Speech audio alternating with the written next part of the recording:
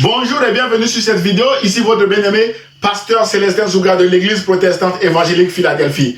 Frères et sœurs, mes chers amis, lancer un projet, même avec l'autorisation de Dieu, et avancer en y travaillant avec toutes nos forces ou toutes nos énergies, peut parfois ressembler à un parcours du combattant qui nécessite un courage exceptionnel pour franchir les différents obstacles ou les oppositions que nous pouvons rencontrer sur notre chemin, mes bien-aimés dans le Seigneur. Par exemple, la jalousie, le mépris ou la moquerie des uns et les oppositions ou les attaques parfois physiques ou spirituelles des autres. C'est le cas du projet de la reconstruction des murailles de Jérusalem en ruine dont Néhémie était en charge, qui fait l'objet de notre exhortation d'aujourd'hui.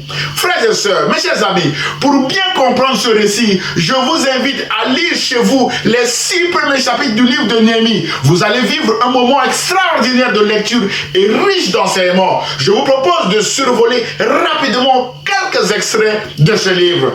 Mes chers amis, vous verrez au chapitre 2 qu'après avoir longuement prié, Néhémie a obtenu l'autorisation du roi Artaxerxès, roi des Perses, pour aller reconstruire les murailles de Jérusalem en ruine. Même si, mes bien-aimés, ce projet était approuvé par Dieu, Néhémie a essuyé une opposition farouche des méchants. Mais la bonne nouvelle est que Néhémie n'a pas abandonné à cause des oppositions des méchants et est allé jusqu'au bout de ce projet. Alors, quelles sont les oppositions auxquelles Néhémie avait fait face dans ce projet, mes chers amis? Frères et sœurs, mes chers amis, Néhémie travaillait pour le compte du roi de Perse, Artaxerxès, qui dominait le Moyen-Orient à cette époque. Lorsque Néhémie a demandé et a obtenu du roi Artaxerxès l'autorisation de circuler librement jusqu'à Juda pour aller bâtir les murailles de Jérusalem en ruine, les méchants vont commencer à se faire connaître, mes amis. La Bible déclare en Néhémie chapitre 2, versets 7 à 9, mes bien-aimés dans le Seigneur.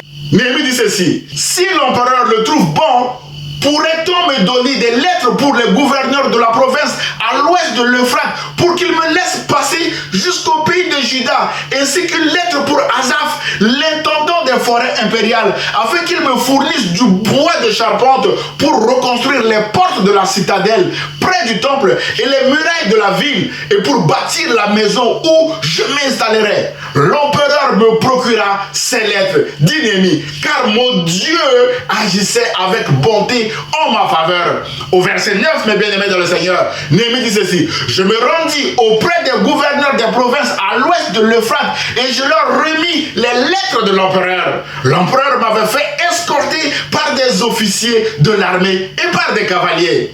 Mon frère et ma soeur, les méchants sont partout. La grâce de Dieu envers ses enfants suscite toujours le mécontentement et la jalousie des méchants. C'est le cas dans ce récit. Voici la réaction des méchants tout de suite au verset 10, mes bien-aimés dans le Seigneur. Il est écrit: quand Sambala, le Horonite, et Tobia, le fonctionnaire ammonite, apprirent mon arrivée, ils furent très mécontents que quelqu'un soit venu pour œuvrer au bien des Israélites. Frères et sœurs, en souligne, ils furent très mécontents de l'arrivée de Néhémie.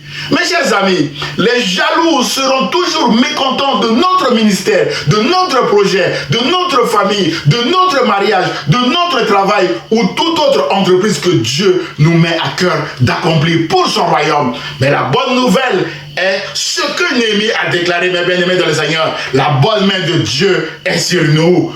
Continuons d'avancer dans nos projets comme Néhémie, car Dieu est fidèle et ne nous abandonnera jamais. Et surtout, ne nous laissons pas distraire par les méchants, car Dieu lui-même s'occupera d'eux, mes bien-aimés dans le Seigneur.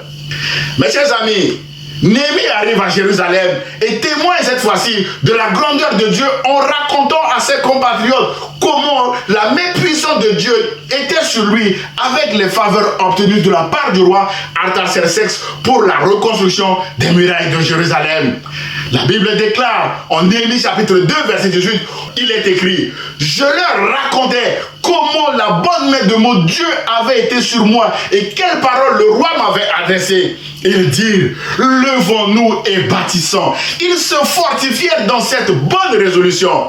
Mes chers amis, le témoignage de Néhémie ici sur la grandeur de Dieu a suscité des appels. Des hommes et des femmes se sont levés pour le soutenir dans son projet en disant, levons-nous et bâtissons. Alors, n'hésitons pas à notre tour de témoigner de ce que Dieu a fait pour nous, autour de nous, mes bien-aimés dans le Seigneur. C'est alors que Dieu suscitera aussi des hommes et des femmes qui se leveront pour nous aider dans nos projets, comme il a fait pour Néhémie. Frères et sœurs, mes chers amis, si des hommes et des femmes se sont levés pour aider Néhémie, les méchants aussi se sont levés pour chercher à détruire l'œuvre, mes bien-aimés dans le Seigneur. La Bible déclare en Néhémie chapitre 2 verset 19 que Sambala, ce sont toujours les mêmes, mes bien-aimés dans le Seigneur. Sambala, le Horonite, Tobia, le serviteur ammonite et Geshem, mes bien-aimés dans le Seigneur, en ayant été informés, se moquèrent de nous et nous méprisaient. Frères et sœurs, mes chers amis, l'œuvre de Dieu commence souvent avec un homme ou une femme méprisé. C'est ainsi que les méchants se moqueront de nous, mes bien-aimés. Ils nous mépriseront parce que pour eux, nous ne sommes pas qualifiés. Mais la bonne nouvelle est que Dieu n'appelle pas les qualifiés, mais Dieu qualifie lui-même ceux qu'il appelle, mes bien-aimés dans le Seigneur. Alors, avançons dans nos projets, malgré le mépris ou la moquerie des méchants. C'est ce que Néhémie a fait en répondant, mes bien-aimés dans le Seigneur, à ces méchants en disant, le Dieu des cieux nous donnera le succès. Nous, ses serviteurs, nous lèverons et nous bâtirons. D'après Néhémie chapitre 2, verset 20. Frères et sœurs, mes chers amis, Néhémie a avancé dans son projet jusqu'à la fin en bravant le mépris des méchants et même leur complot, mes bien-aimés dans le Seigneur. Au chapitre 3, dans les versets 33 à 35, il est écrit que lorsque Sambala, toujours la même personne, lorsque Sambala apprit que nous rebâtissons la muraille, il fut très mécontent. En souligne, il fut très mécontent et se mit violemment en colère. Il se moqua des Juifs, au verset 34, en disant devant ses compatriotes et devant l'armée de Samarie, qu'est-ce que ces minables Juifs veulent donc faire? Tobia, l'ammonite qui se tenait à ses côtés, ajouta, ils n'ont qu'à bâtir. Si un renard s'élance contre leur muraille de pierre, il la brisera. Waouh! Quelle jalousie, mes bien-aimés dans le Seigneur. Mes chers amis, au fur et à mesure que nous avancerons dans nos projets, comme Néhémie ici, le mécontentement des méchants va se transformer en colère. Mais bien aimés dans le Seigneur, mais soyons en paix parce que la main de Dieu est avec nous. Rappelons-nous que Dieu est grand et redoutable, déclare Néhémie au chapitre 1, verset 5, mes bien-aimés. Et prions également comme Néhémie qui a prié au verset 36 en disant, écoute, ô notre Dieu, comme on nous méprise, fais retomber sur eux l'humiliation qu'ils nous infligent et livre-les au pillage sur une terre d'exil. Ne pardonne pas leurs fautes et n'efface pas leurs péchés, car ils ont offensé ceux qui rebâtissent les remparts. Frères et sœurs, on peut demander à Dieu de ne pas pardonner les péchés de nos moqueurs, mes bien-aimés dans le Seigneur, de ceux qui nous persécutent. Frères et sœurs, Néhémie a prié contre ces méchants de cette manière. David aussi a prié contre les méchants dans le psaume 31, verset 18, en disant, Éternel, que je ne sois pas confondu quand je t'invoque, que les méchants soient confondus, qu'ils descendent en silence au séjour des morts. Voilà, mes bien-aimés, nos armes contre les méchants. Priez comme Néhémie, priez comme David. Mes chers amis, après avoir ainsi prié, Néhémie déclare au verset 38 que nous avons continué à bâtir la muraille, car chacun avait pris ce travail à cœur. Mon frère, ma soeur, soyons courageux quand Dieu nous confie un ministère à accomplir. Comme Néhémie ici, mes bien-aimés dans le Seigneur, continuons d'avancer malgré les oppositions, parce que la bonne main de Dieu est sur nous. Mon frère, ma soeur, au chapitre 6, les méchants chercheront à tuer Néhémie par leur ruse, avec même des fausses prophéties et des faux prophètes payés avec de l'argent, avec les mêmes personnes que nous avons vues tout à l'heure, ces mêmes méchants, Sambala. Néhémie va résister et continuer l'œuvre que Dieu lui a mis à cœur. Mais bien aimé dans le Seigneur, c'est alors que viendra la délivrance au verset 15 et 16 du chapitre 6, où il est écrit que la muraille fut achevée en 52 jours. Lorsque tous nos ennemis et tous les païens qui nous entouraient l'apprirent, ils furent saisis de crainte et profondément humiliés à leurs propres yeux. Ils reconnurent qu'un tel ouvrage n'a pu être mené à bonne fin qu'avec l'aide de notre Dieu. Mais bien aimés dans le Seigneur, frères et sœurs, mes chers amis, faisons attention aux fausses prophéties et soyons prudents également comme des serpents, comme Jésus nous l'a recommandé, surtout dans nos relations. Néhémie a fait attention, il a refusé les invitations de ces méchants, mais bien aimés dans le Seigneur. En conclusion, mes chers amis, ce sera uniquement avec l'aide de Dieu que nous avancerons et nous achèverons aussi nos projets malgré l'opposition de nos ennemis, comme Néhémie. Alors, ne nous laissons pas intimider par nos ennemis avec leur mépris, leur moquerie, leur jalousie et leur ruse. La Bible déclare que Dieu a choisi les choses folles du monde pour confondre les sages. Dieu a choisi les choses faibles du monde pour confondre les fortes.